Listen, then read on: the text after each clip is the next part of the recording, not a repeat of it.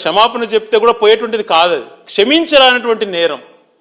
దానికి ఆయనను ఎప్పుడు కూడా శాసనసభలో కానీ శాసన మండలిలో కానీ అడుగు పెట్టని విధంగా తనపైన యాక్షన్ తీసుకుంటే కానీ దానికి సరైనటువంటిది ఇది కాదు. లేకపోతే ఆ వ్యవస్థలపైన నమ్మకం పోయేటువంటి పరిస్థితి ఏర్పడుతుంది.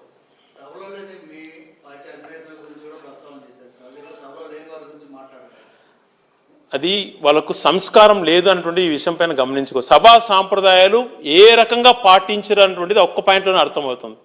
సభలో లేనటువంటి నాయకుడి పేరును పదే పదే ప్రస్తావిస్తూ కులాలు మతాలు ప్రస్తావిస్తున్నారు అని అంటే ఈ ప్రజాస్వామ్య వ్యవస్థను ఎక్కడికి దిగజారుస్తున్నారో ఒకసారి అర్థం చేసుకోవాలి.